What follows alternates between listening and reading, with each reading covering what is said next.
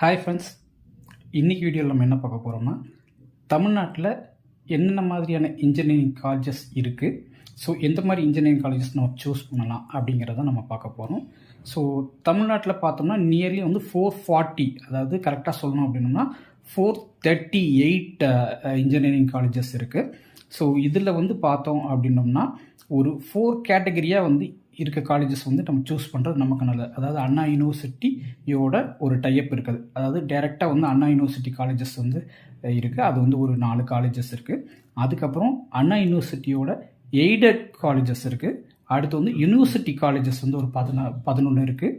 And வந்து பார்த்தோம் அப்படின்னோம்னா அண்ணா யூனிவர்சிட்டியோட constitution colleges இருக்குது.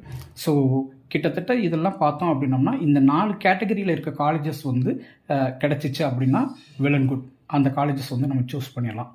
அப்படி இல்லை அப்படின்னு பார்த்தா அந்த 440 காலேஜஸ் இருக்குது. ஸோ 440 காலேஜஸில் சில காலேஜஸில் தான் வந்து பார்த்தோம்னா ஒரு நல்ல ஸ்டாஃப்ஸ் இருப்பாங்க, ஒரு நல்ல என்விரான்மெண்ட் இருக்கும், ஒரு நல்ல எக்ஸ்போஷர் கொடுப்பாங்க.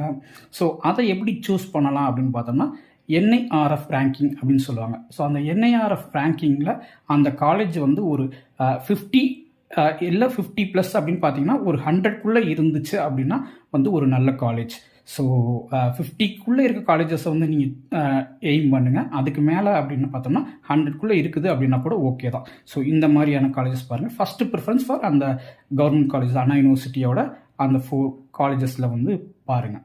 ஸோ இப்படி பார்த்தீங்க அப்படின்னா நமக்கு வந்து ஒரு நல்ல காலேஜ் கிடைக்கும். ஸோ இது எப்படி பார்க்கலாம் அப்படின்னு பார்த்தோம்னா annauniv.edu அப்படிங்கிற ஒரு வெப்சைட் இருக்குது. ஸோ அந்த வெப்சைட்டில் பார்க்குறது மூலமாக அந்த காலேஜ் பற்றி டீட்டெயில்ஸ், அந்த காலேஜை வந்து என்னென்ன ஃபெசிலிட்டிஸ் இருக்குது அது எல்லாமே வந்து தெரியும்.